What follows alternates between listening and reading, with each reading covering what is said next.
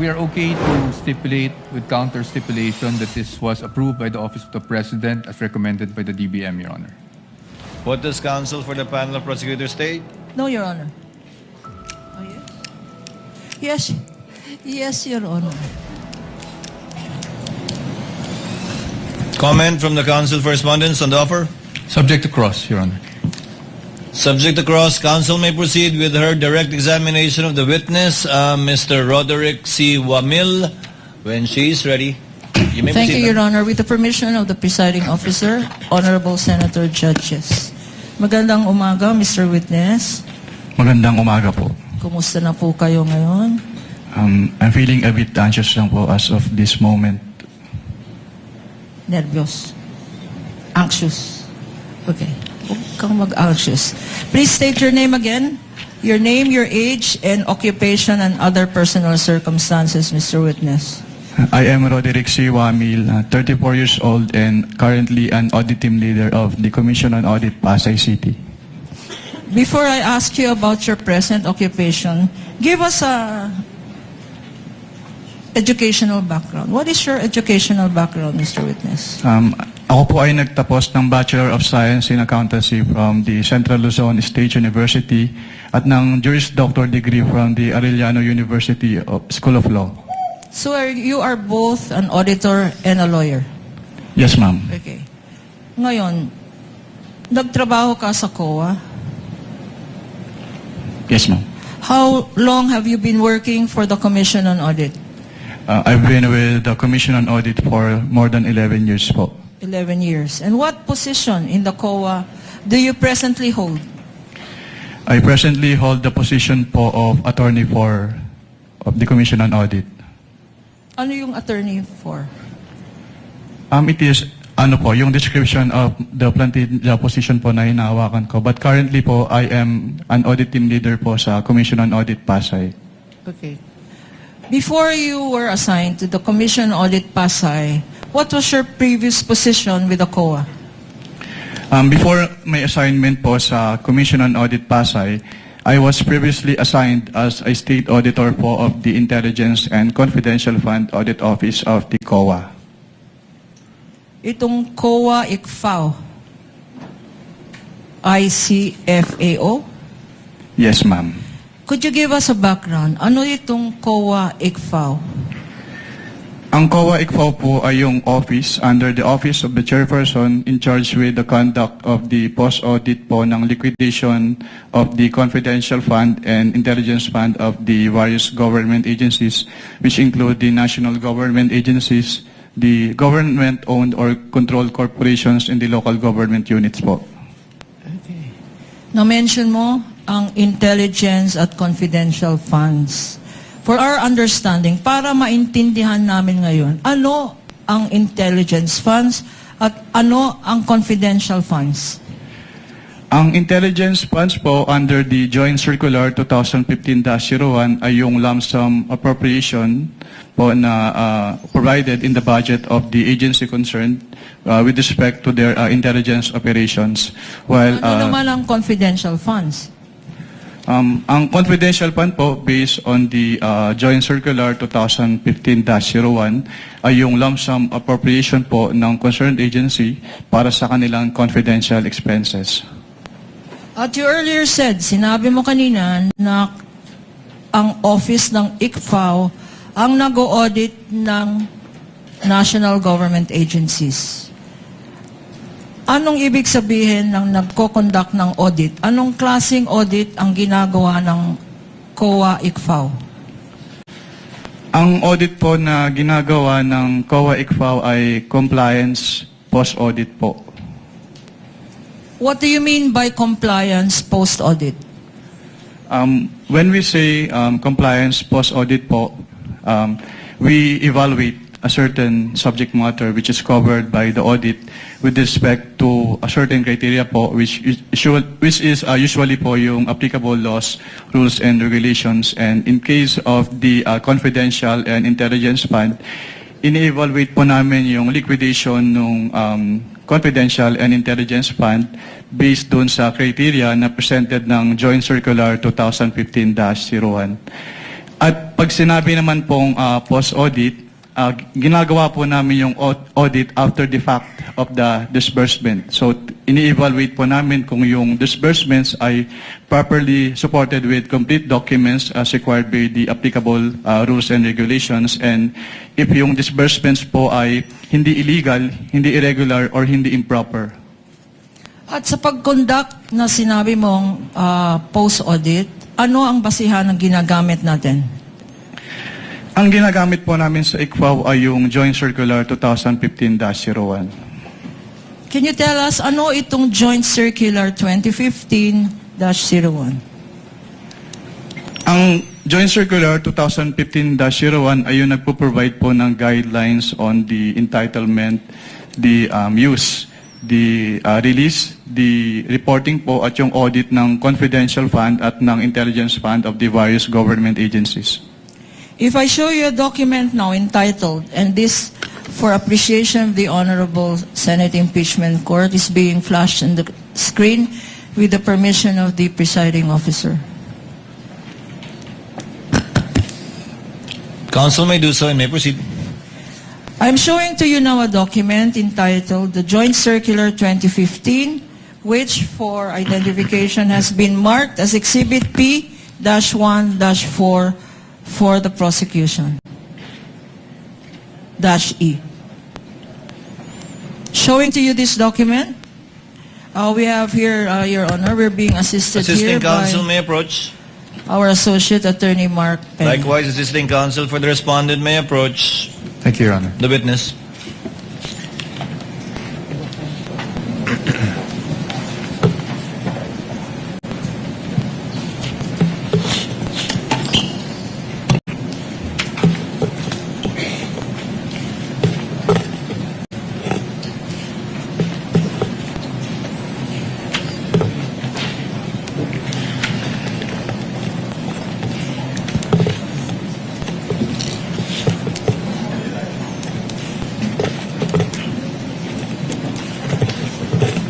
Sabi na niya.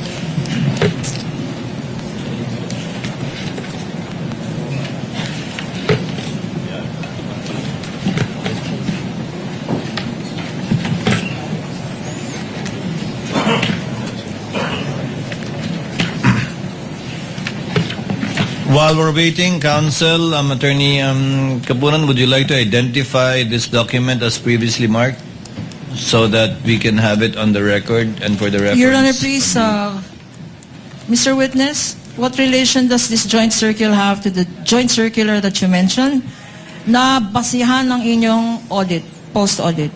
Ito po yung same joint circular po na basehan po ng aming audit sa ICFAO. Okay. Bakit tinatawag ito na joint circular? Tinatawag po itong joint circular dahil ito po ay resulta ng joint efforts ng Commission on Audit, ng Department of Interior and Local Government, ng Department of the Budget and Management, ng Department of the National Defense at ng Governance Commission for GOCCs. So ito ay 5 government agencies, tama? And since when naging basihan ito ng mga post-audit ng national government agencies? Naging basehan po ito ng audit ng ICFAO sa confidential intelligence funds ng various government agencies noong January 8, 2015 rather, nung un-approve po ito. Mr. Witness, ikaw ay familiar sa joint circular na to? Yes, ma'am. Okay, if I show you Section 4.8 being flashed on the screen, Your Honors, with the permission of the presiding justice. Sa Section 4.8 na nakikita natin sa screen, ano-ano, what kind of confidential expenses can be incurred using confidential funds? Under item 4.8 po of the Joint Circular 2015-01, the confidential fund shall be used only for the following confidential expenses. Una po, yung purchase of information necessary for the formulation and implementation Ano pa? Dahan-dahan natin. Unang-una, 4.8. Anong una? Ang una po ay yung purchase of information necessary for the formulation and implementation of program, activities, and projects relevant to the national security and peace and order. Being flashed on the screen, Your Honor, is the pertinent provision cited. Pangalawa, ano pa ang examples ng confidential funds or kung ano ang pwedeng paggamitan ng confidential funds? Pangalawa po ay yung rental of transport vehicle related to confidential activities. Also being flashed on the screen for easy reference. Pangatlo, ano pa? Pangatlo po yung rentals and the incidental expenses related to the maintenance of safe houses. What else, Mr. Witness? Pang-apat po yung purchase or rental of supplies, materials and equipment for confidential operations that cannot be done through regular procedures without compromising the information gathering activity concerned. What else, Mr. Witness? Ano pa? Panglima po, yung payment of rewards to informers who must not be employees of the concerned government agency subject to 3 conditions. First is yung approval by the head of the agency. Second, it must be supported with documents evidencing the success of the information gathering and or surveillance activities on account of the information given by the informer. Pangatlo, it must be directly related to the conduct of the specific confidential activities of authorized agencies. For purposes of the records, Your Honor, the witness cited 4.8.1 up to 4.8.7 of the Joint Circular 2015. Hanggang 4.8.5 pa lang po. Okay. Sorry. What else, Mr. Witness? Pang-anim po is to uncover or prevent illegal activities that pose a clear and present danger to the agency personnel or property or other facilities and resources under the agency protection done in coordination with the appropriate law enforcement agencies. And last po, yung others that may be authorized by the GAA or other special laws. Okay. 4.8.1 up to 4.8.7 up ang refer po ng ating witness of Section 4.8 of the Joint Circular. Base rin sa Joint Circular na to, ano naman kung merong mga pwede, ano naman ang mga hindi pwede, yung mga bawal na confidential, alleged confidential expenses. Under 4.11 po, may specific expenses po na enumerate na hindi pwedeng paggamitan ng confidential fund. Una po, yung salaries, wages, overtime, additional compensation, allowance, or other fringe benefits of officials and employees who are employed by the government in whatever capacity or elected officials except when authorized by law. Pangalawa, yung representation, consultative fees or entertainment expenses. At pangatlo, yung construction or acquisition of buildings or housing structures. For the record, Your Honor, reference is made to 4.11.1 up to .2 and as well as .3. Mr. Witness, sa pag-interpret, when you interpret these regulations and this joint circular and sections that you mentioned,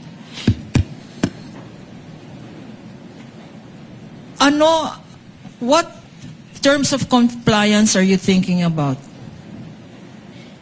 Ito ba ay substantial compliance or strict compliance? Strict compliance po, Madam. Bakit, Mr. Witness? Why do you follow strict compliance instead of substantial compliance? We follow po strict compliance since what is involved po ay public funds. So dapat strict yung accounting and auditing rules to prevent yung misuse ng fund. At and this is expressly stated in the joint circular. What you said, strict compliance. Yes, ma'am. Okay. Now, 9 years you said sa COA ICFAO. With the permission of counsel, Mr. Witness, you mentioned it is mentioned in the JMC that it should be strictly interpreted, and you said it's in the JMC. Where? Sa last paragraph po ng 1.0, Your Honor. Last paragraph ng 1.0. So in the rationale. Yes po, Your Honor. Thank you. You may proceed, Counsel. Now, Mr. Witness, you mentioned earlier na 9 years ka na with the COA ICFAO at meron kang mention that you audited, post-audited certain government agencies. During your term, what years were you, incidentally, with the COA ICFAO?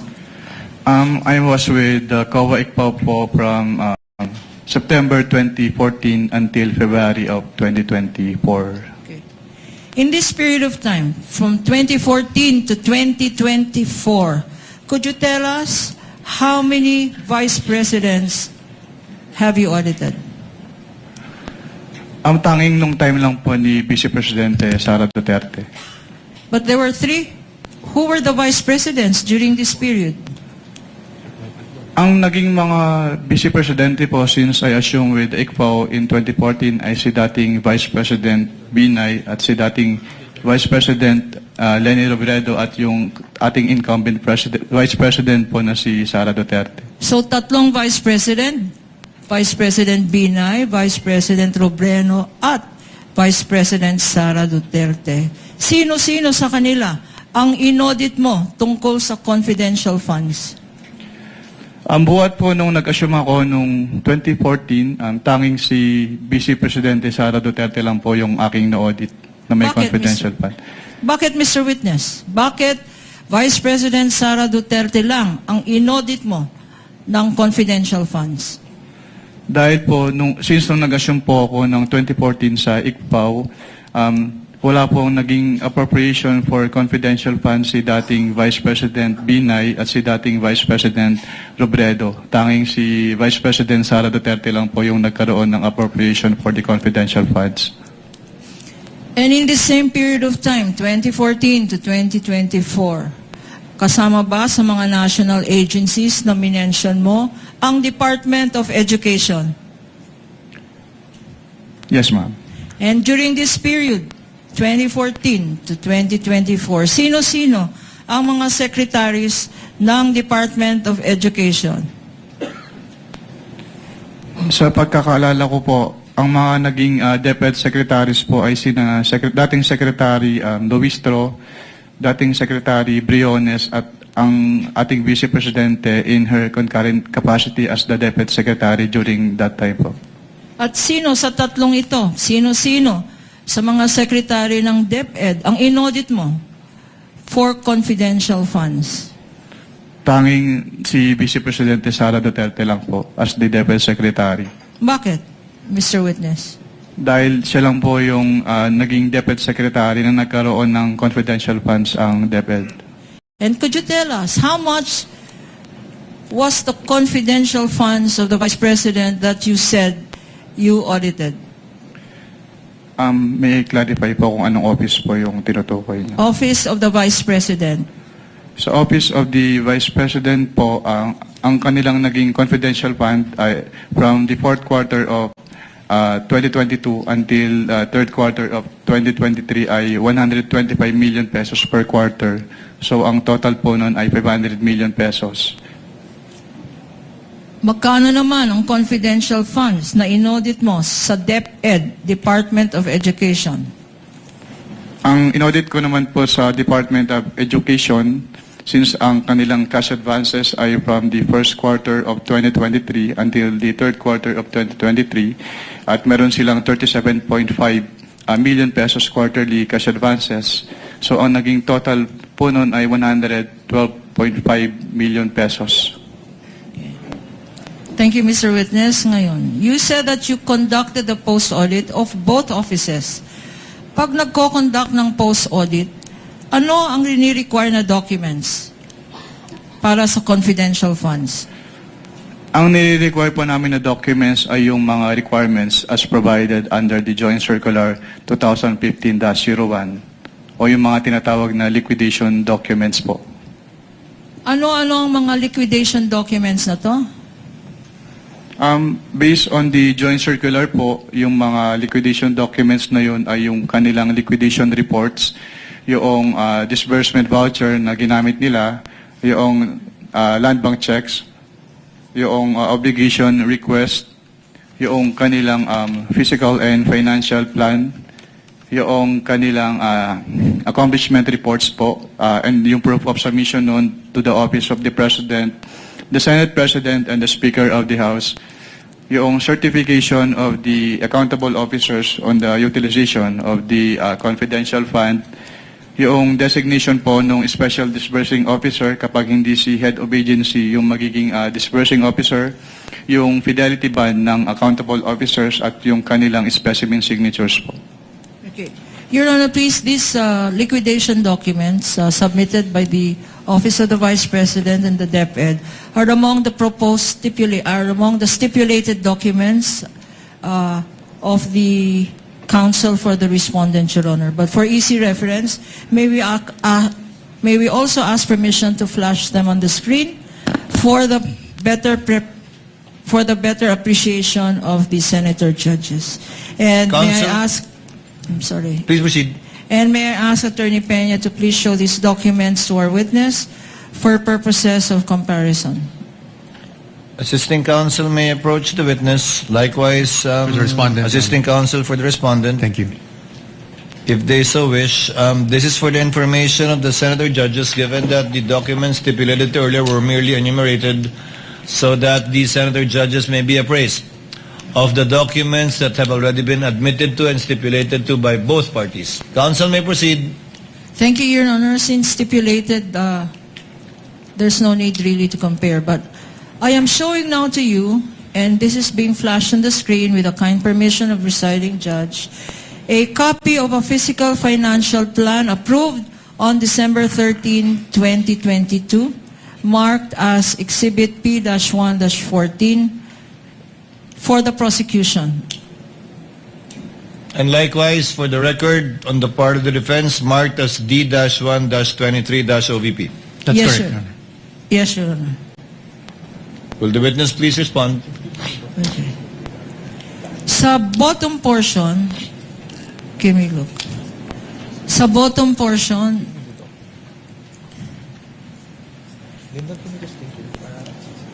there appears a signature under the words. Meron pong signature sa words. Approved by. There. Anong ibig sabihin ng approved by?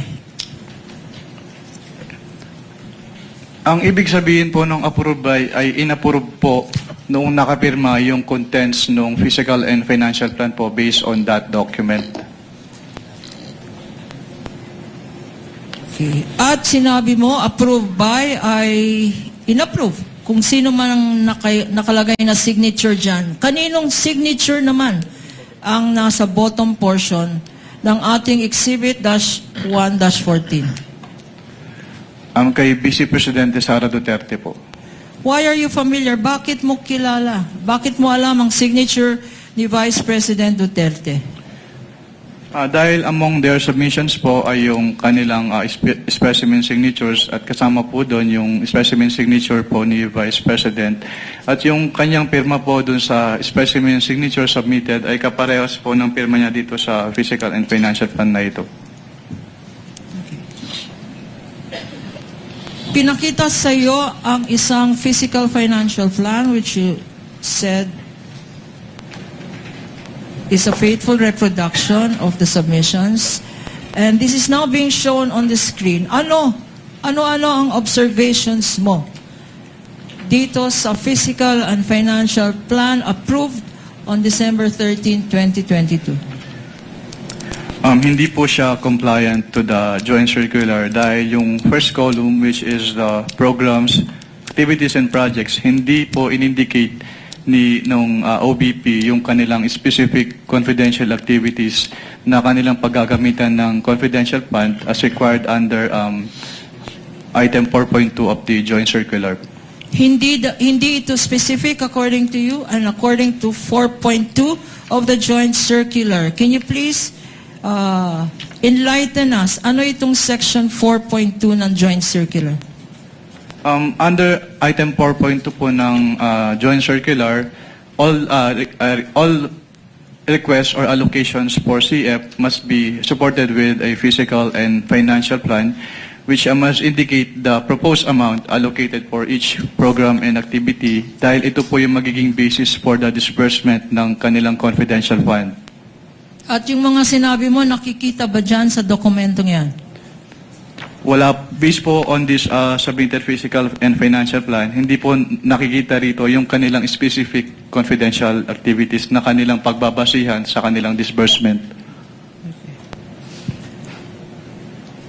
Apart from this, yung nakita mo sa column 1, ano pang ibang observations ang masasabi mo dito sa dokumentong ito? Since yung columns for the expected outcome as well as yung column for the physical target mas match po yung specific confidential activities. So hindi rin po nakamatch or hindi rin compliant yung columns po as mentioned.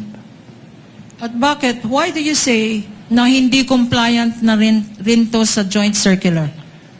Dahil po, since hindi naman in-indicate po dito ni Office of the Vice President yung kanilang specific confidential activities, so hindi po na-match based on the information as presented po sa document na ito, yung laman ng expected outcome at yung physical target doon sa kanilang specific confidential activities. And as you stated, what express provision of the joint circular does this violate? The item 4.2 po of the Joint Circular 4.2 na 2015-01. pinakita natin sa screen. Okay. Our next document, Mr. Witness, which we shall show you, is now a certified true copy of Land Bank of the Philippines check number 00002444027, dated December 20, 2022, Exhibit P-1-11-A, common exhibit of the defense as well. Likewise being flashed on the screen, Your Honor.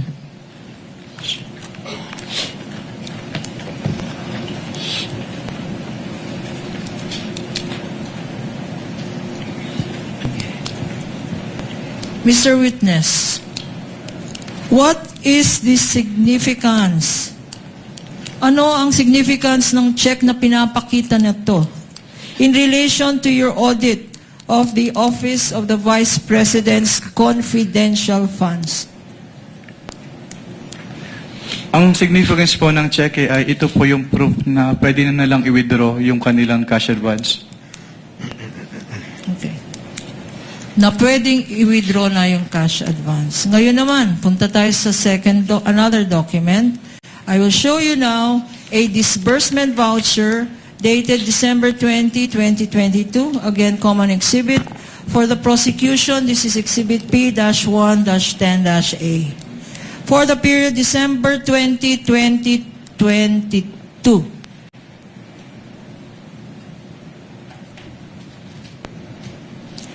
In the middle of this document,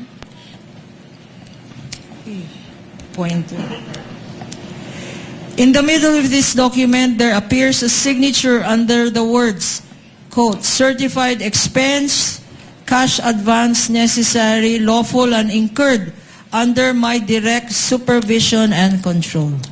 Okay. Anong ibig sabihin itong certified expense under my direct supervision?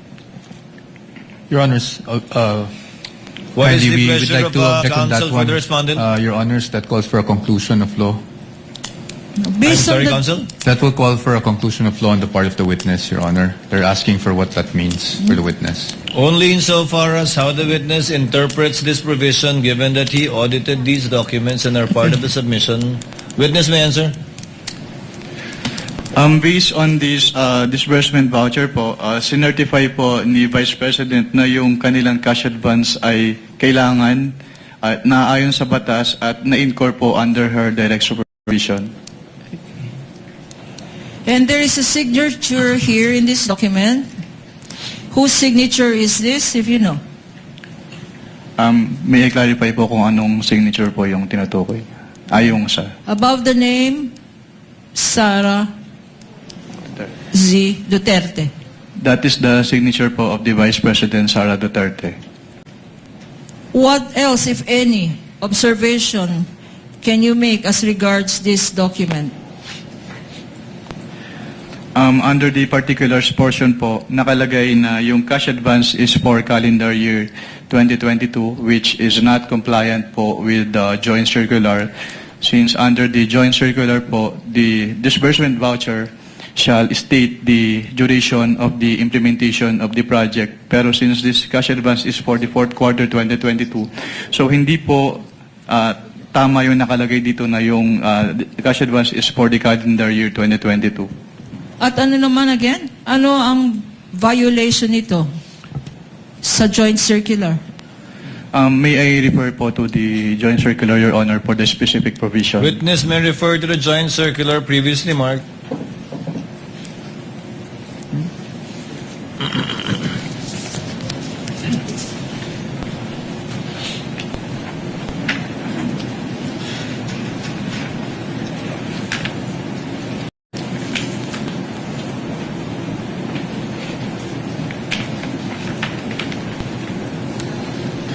The specific provision po is the second sentence po ng item 6.1.5 of the joint circular 2015-01. Being flashed on the screen, Your Honor, presiding officer, with your kind permission. You may do so, Counsel.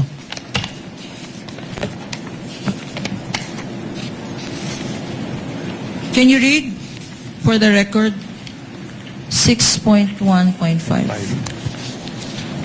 6.1.5 of the joint circular, cash advances shall be limited to the requirements for 3 months.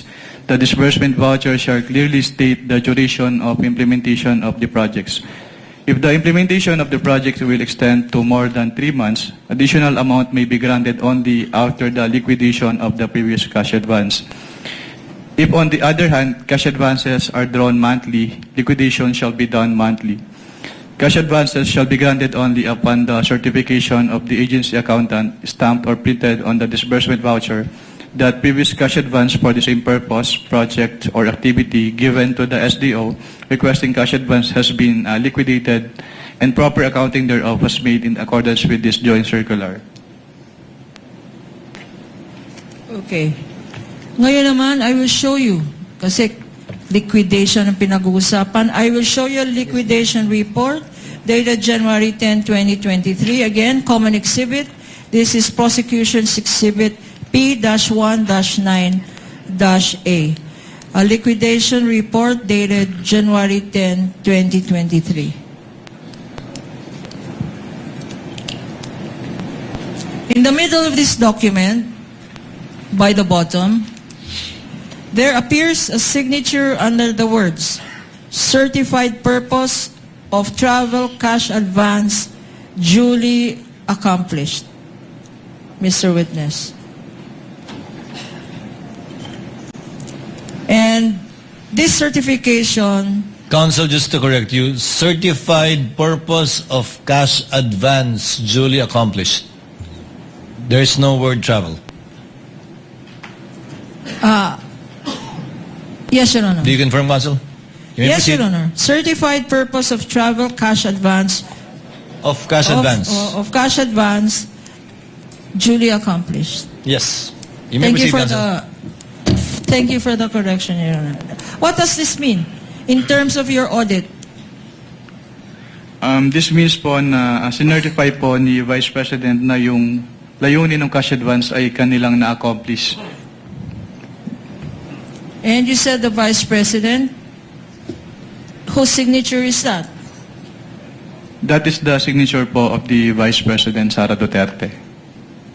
What is the significance of her signature to this document, if any?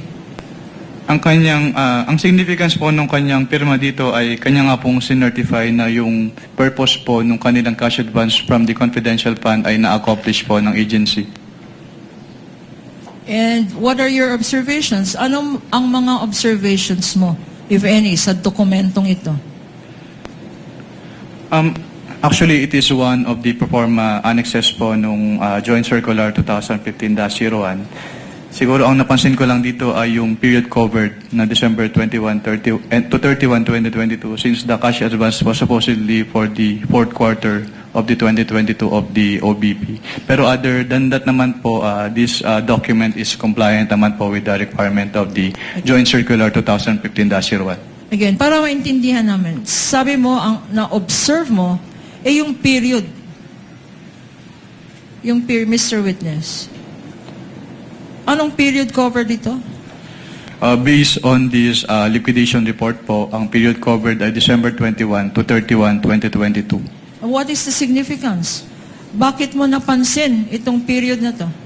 Napansin ko lang naman po yun kasi yung kanilang cash advance based on the physical and financial plan po supposedly is for the whole fourth quarter of 2022. Pero based on this document po, na-disburse lang siya from December 21 to 31, 2022 or around 11 days. Okay. Sinabi mo, whole quarter of 2022.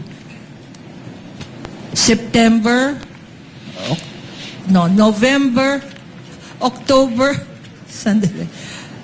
Can you enlighten me anong quarter dapat yun? October, November, December. Ang Yes. sinasabi mong 3 quarters. 3 months po. 3 months for the fourth quarter. Tama? Yes, ma'am. 3 months for the fourth quarter, pero sabi mo ang ginastos na funds. Magkano ginastos na funds? Based on the documents po submitted, 125 million pesos po. In these 3 quarters? 3 months? Based on the document po, it was supposed to be spent for the fourth quarter of 2022. So 3 months po, supposedly. Based on Bakit their supposedly, Mr. Witness? Dahil yun po yung supposed coverage ng kanilang cash advance for their confidential activities. At sinabi mo kanina, 11 days ito ginastos. Tama? Based on the document, yes, ma'am. Okay. Now, I'm showing to you now another document which is an accomplishment report previously marked as Prosecution's Exhibit P-107-A-I. Again, stipulated document. Common document with the defense. What relation does this have? No. We request permission to have it flashed on the screen as well. You may do so, counsel. Clerk of court is so directed. Can you repeat the question po, ma'am? Now, look at the screen and look at your document. What is the relationship of this accomplishment report that I am showing you in relation to those documents submitted by the Office of the Vice President? This is the same accomplishment report po na sinamit ni Office of the Vice President sa ICFAO. Okay. And there appears here in this document under the words approved by. Whose signature is this? It is the signature po of the Vice President Sara Duterte. And the annotation approved by, in terms of your audit, what does this signify, if any? It signifies po that the signatory or the Vice President approved the contents of this accomplishment report. No. In relation to this particular document, what observations, ano-ano ang napansin mo sa dokumentong ito? Napansin ko po na hindi po in-enumerate ng Office of the Vice President yung kanilang specific confidential activities na kanilang ginawa. Kailangan bang enumerate yan? Mga Yes, ma'am. activities na yan? Dahil- Bakit, Mr. Witness? Doon po kasi namin tinitignan sa audit ng ICFAO kung yung kanilang confidential expenses or activities ay compliant doon sa item 4.8 ng Joint Circular 2015-01 para malaman po namin kung yung kanilang expenses ay among the allowable expenses as provided under the Joint Circular 2015-01. So what basis did you have to determine if these were allowable expenses kung wala naman dokumento? Katulad nga po nung sinabi ko, ang basis namin to determine if allowable expenses ay yung item 4.8 of the Joint Circular 2015-01. Now, I'm now showing to you a certified copy of the Office of the Vice President certification dated January 10, 2022, notarized on January 16, 2023. Prosecution's Exhibit P-1.6-A, likewise a common exhibit with the defense previously stipulated, being flashed on the screen with the kind permission of this court. Counsel may do so.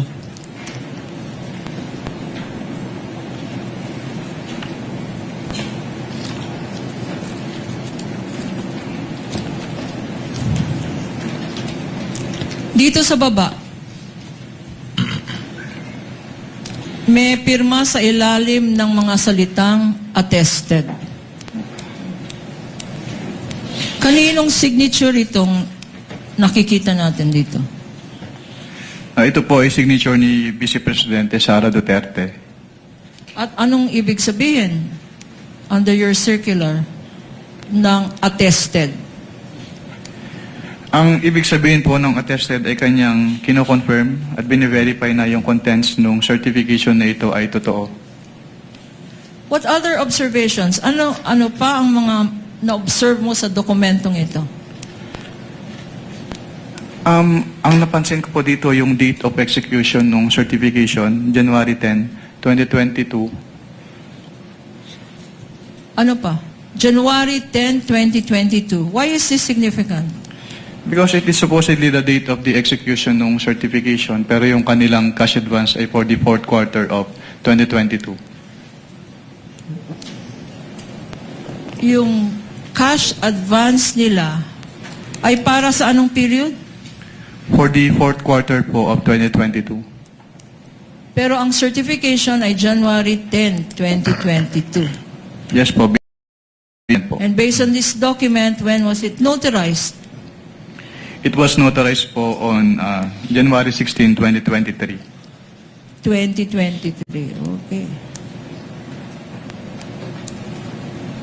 Ano naman? In your observation, what provision of the joint circular does this certification violate? If you Actually, ito po yung isa sa proforma annexes ng joint circular. So, wala naman po kaming nakitang violation aside from the date of the execution. No. So yung sinasabi mo, nakikita dito yung discrepancy ng mga dates. Based on this document po, yes ma'am, may discrepancy yung dates. Okay. Now, dahil dyan, what action did you take, if any? After what po ma'am? After itong nakikita mong certification, Yung naging audit namin is yung for the whole of the liquidation documents na sinamit ng OBP. Pero dito po, wala po kaming naging particular finding dito. Sinasabi ko nga po, it is one of the annexes po under the Joint Circular 2015-01 and they submitted naman po yung certification as required. okay. Earlier, nagpakita tayo ng certain liquidation documents, yung physical and financial plan, yung disbursement vouchers, yung land bank check, yung liquidation report. What actions did you take, if any, after your evaluation of these documents submitted by the Office of the Vice President?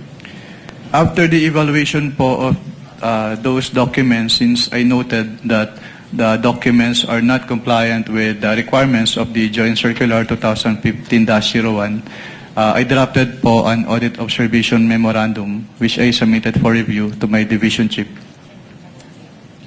Can you tell us, Mr. Witness, anong ibig sabihin ng Audit Observation Memorandum or AOM?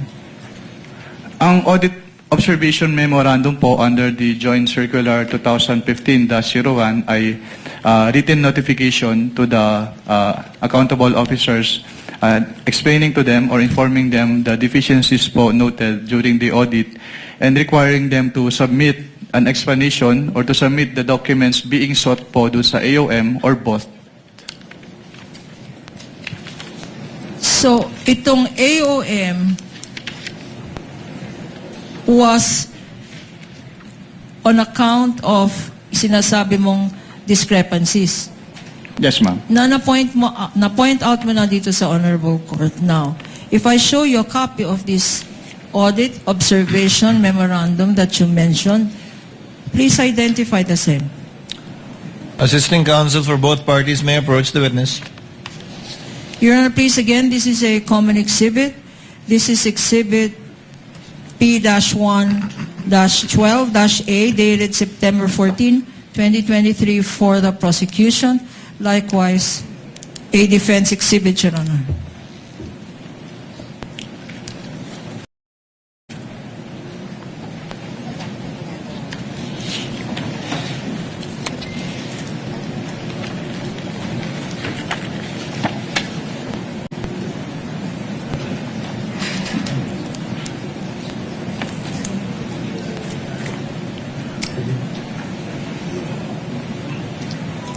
For the record, the witness is examining an audit observation memorandum dated September 14, 2023, covering the period December 21 to 31, 2022, or an 11-day period.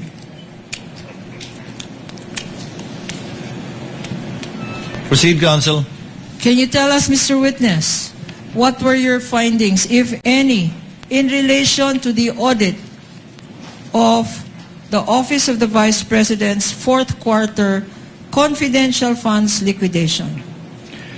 Yung audit po ng confidential fund ng fourth quarter of 2022 of the OBP disclosed that, una, yung kanilang physical and financial plan ay hindi compliant dun sa requirements ng Joint Circular 2015-01 dahil hindi po in-indicate ng OBP yung kanilang specific confidential activities na paggagabitan nila ng kanilang cash advance. So una, hindi compliant ang physical and financial plan ng Office of the Vice President. And under the same item din po, yung kanilang accomplishment report ay hindi rin compliant dahil hindi rin po naka-indicate doon yung kanilang specific confidential activities na pinagamitan nila ng kanilang cash advance.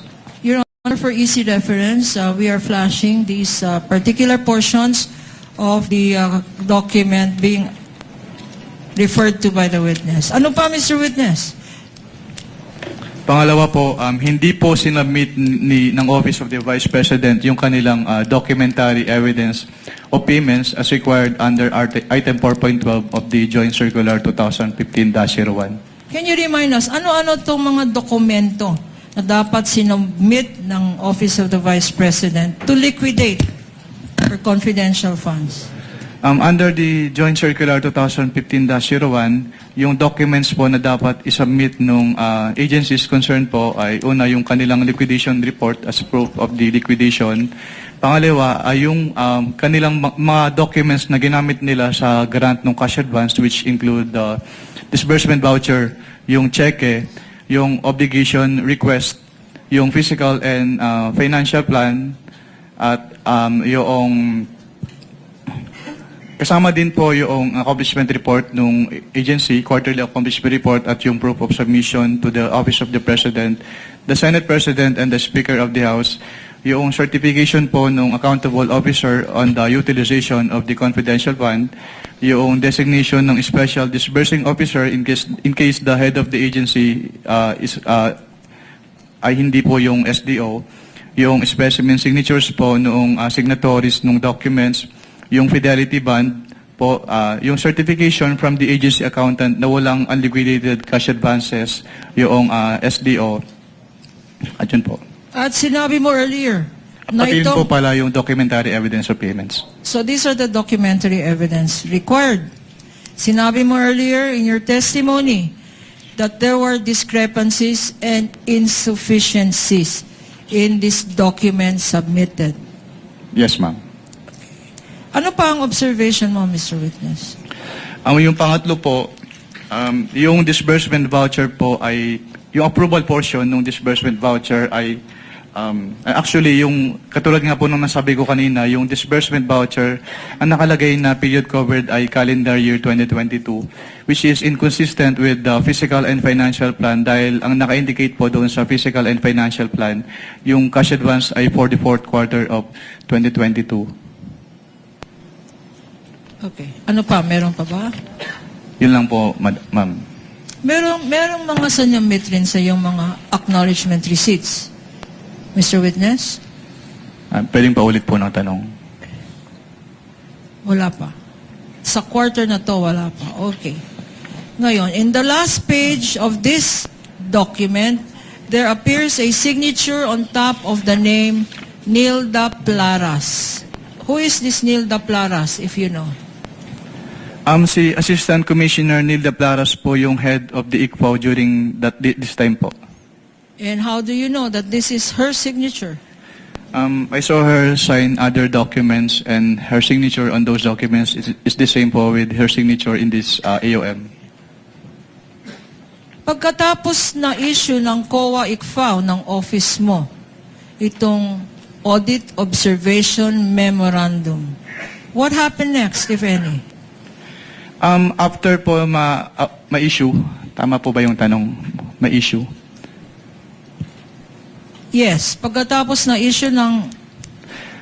After ma-issue, actually, after ma-issue po ba yung tanong niya, ma'am? Issue, I'm Ma-issue. sorry. After ma-issue po yung AOM, inattempt po namin sa ICFAO, inattempt ng ICFAO na i-serve yung AOM dun sa office address ni Office of the Vice President. Pero Na-serve ba ito sa Office of the Vice President? hindi po dahil hindi po siya tinanggap dahil ang sabi po sa ICFAO ay wala pong authorized person to receive the AOM. When was this attempt at service of this AOM? It was around the second week of September of 2023 po. So what happened next? Nung hindi ka kayo successful mag-serve ng AOM, what did you do? Actually, on the afternoon of the same day po na nag-attempt si ICFAO na mag-serve ng AOM, nag-submit po si Office of the Vice President ng revised accomplishment report sa ICFAO. So on the same day, hindi nyo na-serve but nag-submit ng revised accomplishment report ang Office of the Vice President. If shown to you a copy of this accomplishment report, Prosecution's Exhibit P-1-17-A. Assisting counsels may approach of both parties. Also stipulated by the defense. A common document.